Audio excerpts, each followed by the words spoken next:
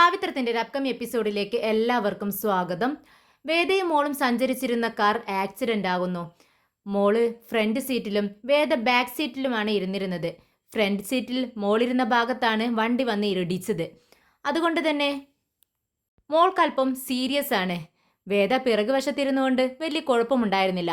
വേദ തന്നെ പതിയെ എണീറ്റ് വന്ന് മോളെ ഹോസ്പിറ്റലിൽ എത്തിക്കുന്നു. വേദ ചെറിയ പരുക്കുകളോടുകൂടി രക്ഷപ്പെടുന്നുണ്ട്. എന്നാൽ മോള് വളരെ സീരിയസ് കണ്ടീഷനിലാണ്. ICUക്ക് മുന്നിലിരുന്ന് വേദ പൊട്ടിക്കരയുവാണ്.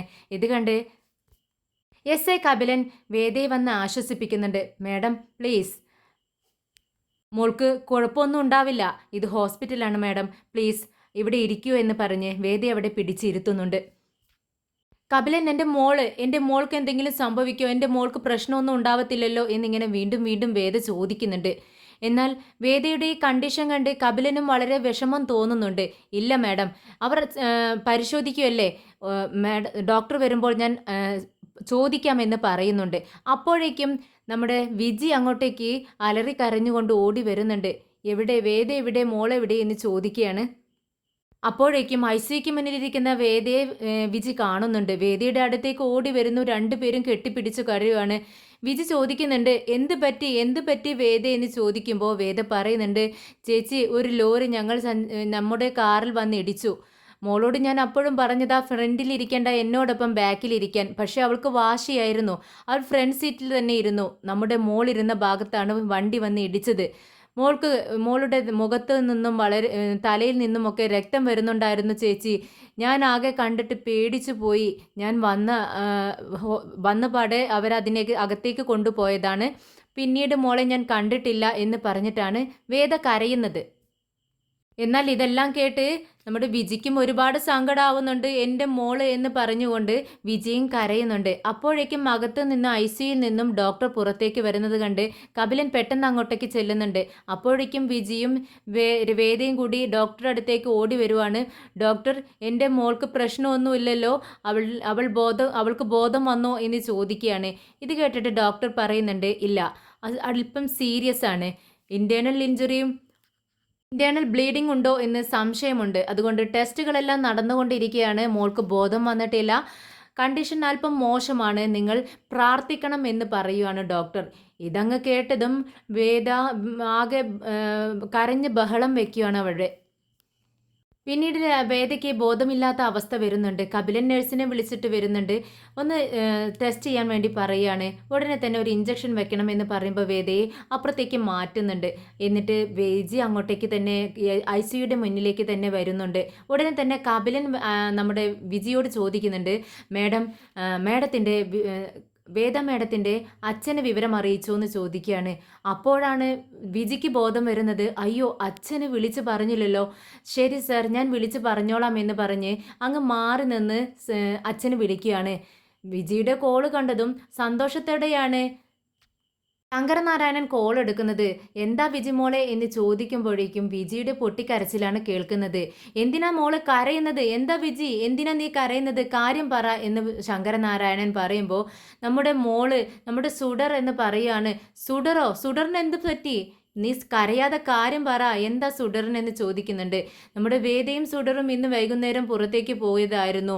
അവിടെ വെച്ച് നമ്മുടെ കാറും ഒരു ലോറിയുമായി ആക്സിഡൻ്റ് ആയി. മോൾക്ക് അല്പം സീരിയസ് ആണെന്ന് പറയുന്നു. ഇതങ്ങ് കേട്ടതും നമ്മുടെ ശങ്കരനാരായണനും ആകെ ടെൻഷൻ ആവുന്നുണ്ട്. അദ്ദേഹവും കരയാൻ തുടങ്ങി.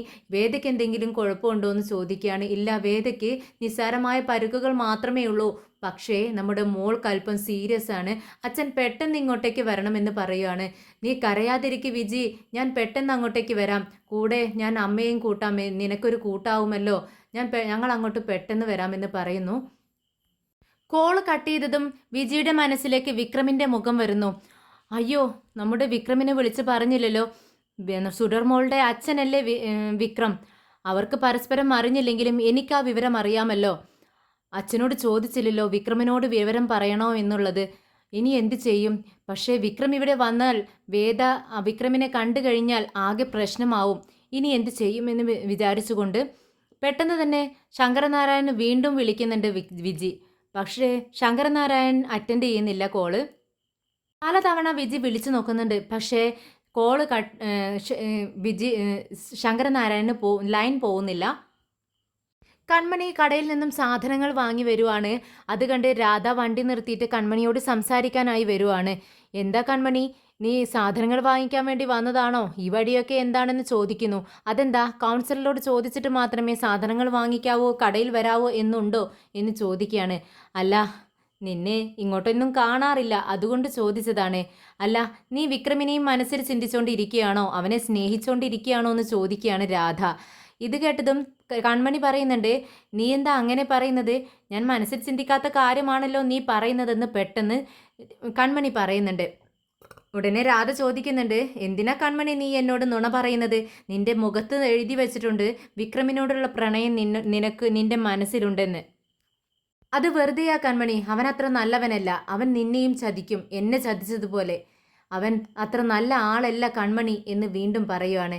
ഇത് കേട്ടതും കൺമണി പറയുന്നുണ്ട്, അതെന്താ രാധേ, ഈ കൗൺസിലർ എന്ന് പറയുന്നത് മറ്റുള്ളവരുടെ ജീവിതത്തിലേക്ക് എത്തി നോക്കാനുള്ള ലൈസൻസ് ആണോ? ഇനി അങ്ങനെ എനിക്ക് വിക്രമിനോട് പ്രണയമുണ്ടെങ്കിൽ തന്നെ നിനക്കെന്താ അതിനൊക്കെ പ്രശ്നം? നിനക്ക് വല്ല പ്രശ്നമുണ്ടോ ഞാൻ അവനെ പ്രണയിക്കുന്നതിൽ? 15 വർഷം അവനെ മനസ്സിലിട്ട് നടന്നവളാ ഞാൻ. എന്നിട്ട് അവസാനം അവൻ എന്നെ ചതിച്ചു. നിന്നെയും അവൻ ചതിക്കും. ദേ, ഞാൻ നിന്നോട് പറയുന്നു, നിന്റെ ജീവിതം അവന് വേണ്ടി നശിപ്പിക്കരുത്. എൻ്റെ ജീവിതം ഞാൻ നശിപ്പിച്ച് കളഞ്ഞതുപോലെ. ഞാൻ അത് മനസ്സിലാക്കാൻ ഒരുപാട് വൈകിപ്പോയി. അതുപോലെ ആവരുത് നീ എന്ന് വിചാരിച്ചിട്ടാണ് ഞാൻ ഇതെല്ലാം നിന്നോട് തുറന്നു പറയുന്നത്. നീ സൂക്ഷിച്ചോ. വിക്രമിൻ്റെ സ്വഭാവത്തെപ്പറ്റി നിങ്ങൾ എനിക്ക് പറഞ്ഞു തരണ്ട. അവൻ എങ്ങനെയുള്ളവനാണെന്ന് എനിക്കറിയാം എന്ന് പറഞ്ഞുകൊണ്ട് കൺമണി അവിടെ നിന്നും പോകുന്നുണ്ട്. വിജി ഐസിയുന് മുന്നിലിരുന്ന് കരഞ്ഞുകൊണ്ടിരിക്കുകയാണ്. അങ്ങോട്ടേക്ക് നഴ്സ് വേദയുമായി വരുന്നുണ്ട്. വിജിയോട് പറയുന്നുണ്ട്, മാഡത്തിന് ആങ്സൈറ്റി കുറയാനുള്ളൊരു ഇഞ്ചക്ഷൻ കൊടുത്തിട്ടുണ്ട്, അതുകൊണ്ട് കുറച്ച് മയക്കമുണ്ടാവും, ശ്രദ്ധിക്കണമെന്ന് പറയുന്നു. അങ്ങനെ വേദ വിജിയുടെ തോളിൽ ഇങ്ങനെ തല ചായ്ച്ച് കിടക്കുവാണ്.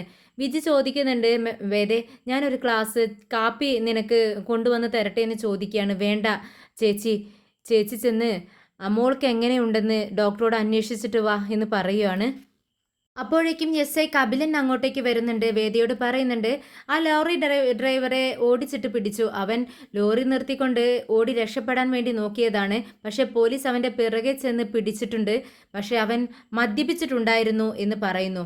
ഉടനെ വേദ പറയുന്നുണ്ട്, കപിലൻ, അവൻ മദ്യപിച്ചിട്ട് വണ്ടി ഓടിച്ചത് കൊണ്ടല്ല വണ്ടിയിൽ തട്ടിയത്. അവൻ എന്തോ ലക്ഷ്യമിട്ട് തന്നെയാണ്, എന്തോ പ്ലാൻ ചെയ്ത് തന്നെയാണ് വണ്ടിയിൽ വന്ന് ഇടിച്ചത്. അത് എനിക്ക് നന്നായിട്ട് അറിയാം, എനിക്ക് വ്യക്തമായിട്ട് അറിയാം കപിലൻ എന്ന് പറയുകയാണ് വേദ. ഉടനെ കപിലൻ പറയുന്നുണ്ട്, ദേ, ഞാൻ പറഞ്ഞില്ലേ വേദേ, നിന്റെ ജീവൻ ആപത്തുണ്ടെന്ന്. നീ എന്നോട് ഞാൻ പറഞ്ഞതാണ്, പുറത്തേക്ക് പോകുന്ന സമയത്ത് പോലീസ് പ്രൊട്ടക്ഷനോടെ പോകണമെന്ന്. നിനക്ക് പിടിവാശിയായിരുന്നില്ലേ? എന്നിട്ടിപ്പോൾ എന്തായി എന്ന് ചോദിക്കുകയാണ്. വേദ കപിലൻ്റെ മുഖത്തേക്ക് നോക്കുന്നുണ്ട്. Kapilan sir please. വേദ ആകെ ടെൻഷനിലിരിക്കുന്നില്ല. ഈ സമയത്താണോ ഇങ്ങനെയൊക്കെ സംസാരിക്കുന്നത്? പ്ലീസ്, ഈ സമയത്ത് ഇങ്ങനെയൊന്നും സംസാരിക്കരുതെന്ന് വിജി പറയുന്നുണ്ട്. വേദ എന്താണ് ഇങ്ങനെ പറയുന്നത്? പ്ലാൻ ചെയ്ത് അപകടം ഉണ്ടാക്കിയതാണെന്ന് പറയുന്നു. എന്തിനാണ്? വേദയ്ക്ക് ആരോടാണ്? വേദയോട് ഇത്രയ്ക്ക് ദേഷ്യമുള്ള ആരെങ്കിലും ഉണ്ടോ എന്ന് വിജി ദേഷ്യത്തോടെയും സങ്കടത്തോടെയും കൂടി ചോദിക്കുകയാണ്. ഉടനെ കപിലൻ സോറി ചോദിക്കുകയാണ്. സോറി വേദ, ഞാൻ എൻ്റെ ടെൻഷൻ കാരണം പറഞ്ഞു പോയതാണ്. പിന്നെ ഞാൻ ആ ഡ്രൈവറോട് സംസാരിച്ചു. അവൻ തെലുങ്കാണ് സംസാരിക്കുന്നത്. തമിഴ് അറിയാത്തതുപോലെ അവൻ അഭിനയിക്കുകയാണോ എന്നും എനിക്കറിയത്തില്ല. ആന്ധ്രാപ്രദേശുകാരനാണെന്ന് പറഞ്ഞു. ഇത് കേട്ടതും വേദ ഞെട്ടുന്നുണ്ട്. എന്നിട്ട് പെട്ടെന്ന് എഴുന്നേറ്റ് കപിലനോട് ചോദിക്കുന്നുണ്ട്, കപിലൻ, അത് പൊന്നയ്യ ആയിരിക്കും, ആന്ധ്രാപ്രദേശുകാരൻ. എനിക്ക് ഫസ്റ്റ് തവണ പോസ്റ്റിംഗ് കിട്ടിയത് ആന്ധ്രയിലേക്കാണ്. അതുകൊണ്ട് തന്നെ ഈ പൊന്നയുമായി ഞാൻ അവിടെ ഉടക്കിയതാണ്. അവൻ എന്നോട് ദേഷ്യമുണ്ട്. നിനക്ക് ഓർമ്മയല്ലേ കപിലൻ?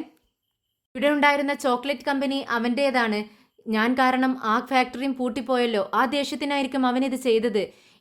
എന്തോ പ്രശ്നമുണ്ട് കപിലൻ, അന്വേഷിക്കണം. ശരി മാഡം, ഞാൻ അന്വേഷിക്കട്ടെ.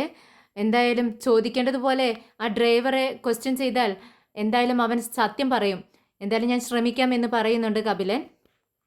പെട്ടെന്ന് വേദ ചോദിക്കുന്നുണ്ട്, കപിലൻ, എൻ്റെ മോൾ ഇവിടെ സേഫ് ആണോ? നമുക്ക് ഇവിടെ നിന്നും വേറെ ഏതെങ്കിലും ഹോസ്പിറ്റലിലേക്ക് മോളെ ഷിഫ്റ്റ് ചെയ്യണോ? ഇവിടെ മോളെ അവൻ അപായപ്പെടുത്താൻ ശ്രമിക്കുമോ എന്ന് വേദ പേടിയോട് കൂടി ചോദിക്കുന്നുണ്ട്. ഉടനെ കപിലൻ പറയുന്നുണ്ട്, ഇല്ല മാഡം, ഈ ഹോസ്പിറ്റൽ മൊത്തം പോലീസ് പ്രൊട്ടക്ഷനിലാണ്. ഞാൻ പ്രൊട്ടക്ഷൻ ഏർപ്പാടാക്കിയിട്ടുണ്ട്. ഓരോ മുക്കിലും മൂലയും നമ്മുടെ ആൾക്കാരുണ്ട്. അതുകൊണ്ട് ഇവിടെ സേഫാണ്. ഇത് കേട്ടതും വിജിക്ക് പേടിയാവുന്നുണ്ട്. വിജി ചോദിക്കുന്നുണ്ട്, അയ്യോ വേദ, ഇതിനകത്തും വന്ന് നമ്മുടെ മോളെ അപായപ്പെടുത്താൻ ശ്രമിക്കുമോ എന്ന് ചോദിക്കുകയാണ്. അവൻ എന്ത് വേണമെങ്കിലും ചെയ്യും, അത്രയ്ക്ക് വലിയ ക്രിമിനലാണ് അവനെന്ന് എസ് ഐ പറയുന്നുണ്ട്. അയ്യോ, ഇനി നമ്മൾ എന്ത് ചെയ്യുമെന്ന് ചോദിക്കുമ്പോൾ പേടിക്കണ്ട, ഞങ്ങളുടെ ആൾക്കാർ ഇവിടെ എല്ലായിടത്തും നമ്മുടെ പോലീസിൻ്റെ കൺട്രോളിലാണ് ഇവിടെ മൊത്തം. അതുകൊണ്ട് ആരും തന്നെ ഇങ്ങോട്ടേക്ക് കടത്തി വിടത്തില്ല. പിന്നെ പരിചയമില്ലാത്ത ആരെയും ഈ ഭാഗത്തേക്ക് നിങ്ങൾ വരുന്നത് ശ്രദ്ധിക്കണം. പെട്ടെന്ന് വേദ ചോദിക്കുന്നുണ്ട്, ഈ വിവരം ലീക്കായിരിക്കണോ, പത്രക്കാരറിഞ്ഞോ എന്ന് ചോദിക്കുകയാണ് ആക്സിഡൻറ്റിൻ്റെ വിവരം. ഉടനെ കപിലൻ പറയുന്നുണ്ട്, ഏകദേശം ആയി കാണും. ഉടനെ വേദ പറയുന്നുണ്ട്, എനിക്ക് ആക്സിഡൻ്റ് ആയ വിവരം മാത്രമേ പുറത്തറിയാൻ പാടൂ, അല്ലാതെ എൻ്റെ മകൾക്ക് ആക്സിഡൻ്റ് ആയത് പുറം ലോകം അറിയാൻ പാടില്ല. എനിക്ക് ഒരു മകളുള്ള കാര്യം ആരും അറിയാൻ പാടില്ല. അത് പ്രശ്നമുണ്ടാക്കും, ഒരുപാട് പ്രശ്നങ്ങൾ ഉണ്ടാക്കുമെന്ന് പെട്ടെന്ന് വേദ പറയുവാണ്. അത് മാഡം, അതെങ്ങനെ പറ്റും? ഇവിടെ ഹോസ്പിറ്റൽ റെക്കോർഡിലും FIR തയ്യാറാക്കുമ്പോഴും അങ്ങനെ മോള് ഒപ്പമുണ്ടായിരുന്ന വിവരം ഉണ്ടായിരിക്കുമല്ലോ, അപ്പോഴെന്ത് ചെയ്യും എന്ന് കപിലൻ ചോദിക്കുമ്പോൾ, അത് പ്രശ്നമില്ല, പക്ഷേ മീഡിയാസിന് റിപ്പോർട്ട് കൊടുക്കുമ്പോൾ എനിക്ക് മാത്രം എന്നോടൊപ്പം മോളും ഉണ്ടായിരുന്നു എന്നുള്ളത് വരാൻ പാടില്ല. എനിക്ക് ആക്സിഡൻ്റായ വിവരം മാത്രമേ വരാൻ പാടുള്ളൂ എന്ന് പറയുമ്പോൾ, അത് ഞാൻ ശ്രദ്ധിച്ചോളാം എന്ന് കപിലൻ പറയുന്നു. ശങ്കരനാരായണനും മുത്തശ്ശിയും കൂടി അങ്ങോട്ടേക്ക് വരുന്നുണ്ട്. പക്ഷേ പോലീസ് അവരെ തടയുന്നു. ഉടനെ ശങ്കരനാരായൺ പറയുന്നുണ്ട്, ഞാൻ കളക്ടറുടെ അച്ഛനാണ്, ഇത് അവരുടെ മുത്തശ്ശിയും, എന്താ ഞങ്ങളെ ഇവിടെ തടയുന്നത്? ഉടനെ തന്നെ പോലീസുകാരൻ പറയുന്നുണ്ട്, ഇത് SP ഓർഡറാണ്, ഞങ്ങൾക്കൊന്നും ചെയ്യാൻ പറ്റത്തില്ല, ആരെയും അകത്തേക്ക് കയറ്റി വിടരുത് എന്നാണ് ഓർഡർ. ഉടനെ തന്നെ എവിടെ SI, വിളിക്കൂ, അദ്ദേഹത്തിനറിയാം ഞാൻ കളക്ടറുടെ ഫാദറാണെന്ന് വിളിക്കാൻ വേണ്ടി പറയുകയാണ്. അങ്ങനെ SI അങ്ങോട്ടേക്ക് വരുന്നുണ്ട്. ഉടനെ തന്നെ ശങ്കരനാരായണൻ പറയുന്നുണ്ട്, എന്നെ നിങ്ങൾക്കറിയില്ലേ, ഞാൻ വേദയുടെ അച്ഛനാണെന്ന് നിങ്ങൾക്കറിയില്ലേ എന്ന് ചോദിക്കുകയാണ്. എനിക്കറിയാം മാഡത്തിൻ്റെ അച്ഛൻ നിങ്ങളാണെന്ന്, പക്ഷേ SP ഓർഡറുണ്ട്, ആരെയും അകത്തേക്ക് കടത്തി വിടരുതെന്ന്, അതുകൊണ്ട് ഞങ്ങൾക്ക് നിങ്ങളെ അകത്തേക്ക് വിടാൻ ഒരു നിവൃത്തിയുമില്ല എന്ന് പറയുകയാണ്. അപ്പോഴേക്കും വിജി അകത്തുനിന്നും വരുന്നുണ്ട്. ഉടനെ വിജി പറയുന്നുണ്ട്, ദേ അച്ഛ, അകത്തേക്ക് വാ, എന്താ ഇവിടെ നിൽക്കുന്നത്, മുത്തശ്ശിയും വാ എന്ന് പറഞ്ഞ് അവരെ അകത്തേക്ക് വിളിക്കുകയാണ്. പക്ഷേ മുത്തശ്ശി പറയുന്നുണ്ട്, ദേ ഇവരാരും എന്നെ അകത്തേക്ക് കയറ്റി വിടുന്നില്ല മോളെ, ഞങ്ങൾ അച്ഛനും വേദയുടെ അച്ഛനാണെന്ന് പറഞ്ഞിട്ട് പോലും അവർ സമ്മതിക്കുന്നില്ല എന്ന് പറയുവാണ്. ഉടനെ തന്നെ SI പറയുന്നുണ്ട്, മാഡത്തിൻ്റെ മുന്നിൽ വെച്ചിട്ട് തന്നെയല്ലേ SP ഓർഡർ ഇട്ടത്, ആരെയും അകത്തേക്ക് കയറ്റി വിടരുതെന്ന് നിങ്ങൾ പറയുന്നത് കേട്ടതല്ലേ, പിന്നെ ഞങ്ങൾ എങ്ങനെ ഇവരകത്തേക്ക് വിടും? സോറി മാഡം എന്ന് പറയുവാണ്. സാർ, ഇത് മാഡത്തിൻ്റെ അച്ഛനാണ്, നിങ്ങൾ അകത്തേക്ക് വിടണമെന്ന് വിജി വീണ്ടും പറയുമ്പോൾ SI പറയുന്നുണ്ട്, പറ്റത്തില്ല, SP ഓർഡർ ഉണ്ടെങ്കിൽ മാത്രമേ ഞങ്ങൾക്ക് അകത്തേക്ക് കയറ്റി വിടാൻ പറ്റത്തുള്ളൂ, നിങ്ങൾ എന്ത് പറഞ്ഞിട്ടും കാര്യമില്ല എന്ന് പറയുകയാണ്. ഉടനെ തന്നെ വിജി ശങ്കരനാരായണനോട് പറയുന്നുണ്ട്, അച്ഛാ, നിങ്ങൾ കുറച്ചു നേരം ഇവിടെ വെയിറ്റ് ചെയ്യണം, ഞാൻ അകത്ത് പോയി വേദയുമായി സംസാരിക്കട്ടെ, വേദ പറഞ്ഞാൽ ഇവർക്ക് അനുസരിക്കാതിരിക്കാൻ പറ്റത്തില്ലല്ലോ, ഞാൻ പെട്ടെന്ന് വേദിയുമായി സംസാരിച്ചിട്ട് വരാമെന്ന് പറയുന്നു. അപ്പോൾ മുത്തശ്ശി പറയുന്നുണ്ട്, മോളെ പെട്ടെന്ന് ചെന്ന് അവളോട് സംസാരിക്കേ, എന്നിട്ട് ഞങ്ങളെ അകത്തേക്ക് കയറ്റി വിടാൻ പറ എന്ന് പറയുന്നു. അങ്ങനെ വിജി അകത്തേക്ക് പോകുന്നുണ്ട്. കൺമണി ആകെ ടെൻഷനായിട്ട് ഇരിക്കുകയാണ്. കൺമണിയുടെ അച്ഛൻ അങ്ങോട്ടേക്ക് വരുന്നുണ്ട്.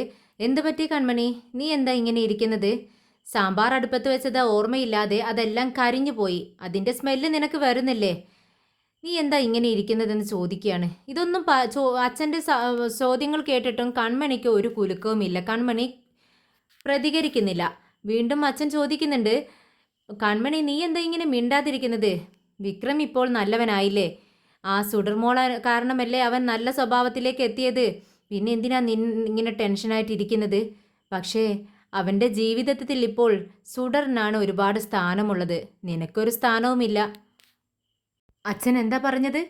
ഒരു സ്ഥാനവും എനിക്കില്ല എന്നോ? ആരെന്ത് പറഞ്ഞാലും എൻ്റെ ജീവിതത്തിൽ വിക്രമിന് മാത്രമേ ഒരു സ്ഥാനമുണ്ടാവൂ, എൻ്റെ മനസ്സിലും. ഒരു പക്ഷേ ഇനി ഞങ്ങളുടെ വിവാഹം നടന്നില്ലെങ്കിലും ഞാൻ ഇങ്ങനെ വിവാഹം കഴിക്കാണ്ട് ജീവിക്കും. ഉടനെ കൺമണിയുടെ അച്ഛൻ പറയുന്നുണ്ട്, നീ ഒന്ന് ചിന്തിച്ചു നോക്ക് മോളെ. ആ വേദയെക്കുറിച്ച് എപ്പോഴും പരാതിയും പരിഭവം ഒക്കെ പറഞ്ഞിരുന്ന, കുറ്റവും പറഞ്ഞിരുന്ന അവനിപ്പോൾ അവളെക്കുറിച്ച് ഒന്നും പറയുന്നില്ല. ഈ സുഡർ അവൻ്റെ ജീവിതത്തിലേക്ക് വന്നതിന് ശേഷമാണ് അങ്ങനെ ഉണ്ടായത്. ഇനി തിരിച്ച് വീണ്ടും വേദയെ അവൻ സ്വീകരിക്കുമോ, അവൻ്റെ ഭാര്യയായി വേദയെ സ്വീകരിക്കുമോ എന്ന് ചോദിക്കുകയാണ്. ഇല്ല അച്ഛാ, അങ്ങനെ ഒരിക്കലും നടക്കില്ല. ഒരു പക്ഷെ അങ്ങനെ നടക്കാനുള്ളൊരു ചാൻസ് ഉണ്ടായാൽ ഞാൻ അതിനെ തടുക്കും, എന്തു കൊടുത്തും തടുക്കും. തിരിച്ച് വേദ അവൻ്റെ ജീവിതത്തിലേക്ക് വീണ്ടും വരാതിരിക്കാൻ ഞാൻ എന്തു വേണമെങ്കിലും ചെയ്യും അച്ഛാ. ഞാൻ വീണ്ടും വീണ്ടും പറയാണ് എന്ന് പറഞ്ഞുകൊണ്ട് വളരെ ഒരു ദൃഢനിശ്ചയത്തോടു കൂടി കൺമണി അവിടെ നിന്നും പോകുന്നുണ്ട്. മകളുടെ ഈ മുഖഭാവം കണ്ട് അച്ഛനാകെ പേടിയാവുന്നുണ്ട്. വിജി രാജേട്ടൻ്റെ ഫോണിലേക്ക് വിളിക്കുന്നു. രാജേട്ടനും വിക്രമും അനിയൻകുട്ടനും ഒക്കെ ചെന്നൈയിൽ നിന്നും വന്നുകൊണ്ടിരിക്കുന്നേ ഉള്ളൂ. അപ്പോഴേക്കും വിജിയോട് ചോദിക്കുന്നുണ്ട് രാജേട്ടൻ, നിങ്ങൾ എവിടെ, എന്തിനാ വിളിച്ചത് എന്ന് ചോദിക്കുകയാണ്. അപ്പോൾ വിജി കരയുവാണ്. കരയുന്ന സൗണ്ട് കേട്ടിട്ട് രാജേട്ടൻ ചോദിക്കുന്നുണ്ട്, എന്തിനാ വിജിയമ്മ കരയുന്നത്, നിങ്ങൾ എവിടെയാണെന്ന് ചോദിക്കുന്നുണ്ട് വിജി. ഞങ്ങളിതാ വരുന്നതേ ഉള്ളൂ, പക്ഷേ വിക്രം എവിടെ എന്ന് ചോദിക്കുമ്പോൾ വിക്രം ഉറങ്ങുവാണെന്ന് പറയുന്നു. വിക്രമിനെ ഉണർത്തണ്ട, ഞാനൊരു കാര്യം പറയാൻ വേണ്ടി വിളിച്ചതാണെന്ന് പറയുന്നു. എന്തിനാ നിങ്ങൾ കരയുന്നത്, കാര്യം പറയൂ എന്ന് രാജേട്ടൻ പറയുമ്പോൾ നമ്മുടെ സുഡർ മോൾക്ക് ഒരു ആക്സിഡൻ്റ് ആയി എന്ന് പറയുന്നു. അത് കേട്ടതും രാജേട്ടൻ കരയാൻ തുടങ്ങി. രാജേട്ടൻ പറയുന്നുണ്ട്, സുഡർ മോൾക്ക് ആക്സിഡൻറ്റോ, എന്താ നിങ്ങളീ പറയുന്നത്? അതെ, സുഡർ മോൾക്ക് ആക്സിഡൻ്റ് ആണ്, പക്ഷേ അല്പം സീരിയസ് ആണെന്നാണ് ഡോക്ടർ പറയുന്നത്. എന്തായാലും വിക്രം ഇപ്പോൾ അറിയണ്ട, നിങ്ങൾ ഇവിടെ നാട്ടിലെത്തിയിട്ട് പറഞ്ഞാൽ മതി എന്ന് പറയുന്നു. ഉടനെ രാജേട്ടൻ പറയുന്നുണ്ട്, അങ്ങനെ പറയാതിരിക്കാൻ പറ്റത്തില്ല വിജയമ്മേ. വിക്രം എന്തുകൊണ്ട് പറഞ്ഞില്ല എന്ന് പറഞ്ഞ് ഞങ്ങളോട് വഴക്കുണ്ടാക്കും. അതുകൊണ്ട് വിക്രമിനോട് പറഞ്ഞേ പറ്റത്തുള്ളൂ എന്ന് പറയുന്നു. ഉടനെ തന്നെ വിജി പറയുന്നുണ്ട്, വേണ്ട, ഇപ്പോൾ തന്നെ പറഞ്ഞാൽ അവൻ ആകെ വിഷമിച്ചു പോവും. വിഷമം കാരണം അവനക്ക് ഇതുവരെ എത്താൻ അവനാകെ പ്രശ്നത്തിലാവും. അതുകൊണ്ട് തന്നെ ഇപ്പോൾ പറയണ്ട, അവൻ ഉറങ്ങട്ടെ. എന്നിട്ട് ഇവിടെ പെട്ടെന്ന് നിങ്ങൾ ഇങ്ങോട്ടേക്ക് തിരിക്ക്. ഇവിടെ എത്തിയതിന് ശേഷം പെട്ടെന്ന് വിക്രമിനോട് പറഞ്ഞ് നിങ്ങൾ ഇങ്ങോട്ട് വരണമെന്ന് പറയുന്നു. ഉടനെ രാജേട്ടൻ പറയുന്നുണ്ട്, നിങ്ങൾ പറഞ്ഞത് ശരിയാണ്. ഈ വാർത്ത കേട്ട് എനിക്ക് പോലും സഹിക്കുന്നില്ല, പിന്നെ അവന് സഹിക്കാൻ കഴിയോ? എന്നാൽ ശരി, നിങ്ങൾ പെട്ടെന്നിങ്ങു വാ എന്ന് പറഞ്ഞ് വിജി കോള് കട്ട് ചെയ്യുകയാണ്. എന്നാൽ രാജേട്ടൻ്റെ ഈ കരച്ചിലും ഈ സംസാരമൊക്കെ കേട്ട് നമ്മുടെ അനിയൻകുട്ടനും ഫ്രണ്ട്സും എല്ലാവരും വളരെ ടെൻഷനായിട്ട്, എന്ത് പറ്റി രാജേട്ടാ, എന്തിനാ നിങ്ങളിങ്ങനെ കരയുന്നതെന്ന് ഇങ്ങനെ ചോദിക്കുന്നുണ്ട്. പക്ഷേ രാജേട്ടന് വാക്കുകൾ വരുന്നില്ല, ഒന്നും പറയാൻ കഴിയുന്നില്ല. പെട്ടെന്ന് പറയുന്നുണ്ട്, എടാ സുഡർ മോൾക്ക് ആക്സിഡൻറ്റ് കുറച്ച് സീരിയസ് ആണെന്ന് പറയുന്നു. അയ്യോ, നമ്മുടെ സുഡർ മോൾക്ക് ആക്സിഡൻറ്റോ, എന്താ രാജേട്ട ഈ പറയുന്നത്? ഉടനെ തന്നെ രാജേട്ടൻ പറയുന്നുണ്ട്, ദേ മിണ്ടാതിരിക്കെ, വിക്രം അറിയണ്ട, നിങ്ങൾ പതുക്കെ സംസാരിക്ക്, ആരും കരയരുതെന്ന് പറയുന്നു. എന്നാൽ എല്ലാവരും കരയുന്നുണ്ട്. എല്ലാവരുടെയും കണ്ണിൽ നിന്നും കണ്ണുനീര് വരുവാണ്. നമുക്ക് വിക്രമിനോട് പെട്ടെന്ന് പറയണ്ടേ, പറഞ്ഞില്ലെങ്കിൽ അവൻ നമ്മളെ വഴക്ക് പറയുന്നുണ്ട്. പക്ഷേ വിക്രമിനോട് പറയണ്ട, അവൻ ഉറങ്ങട്ടെ, നമുക്ക് അവിടെ എത്തിയതിന് ശേഷം മാത്രം പറഞ്ഞാൽ മതി, ആരും ബഹളമുണ്ടാക്കാതെ സൈലൻ്റ് ആയിരിക്കണമെന്ന് രാജേട്ടൻ പറയുന്നുണ്ട്.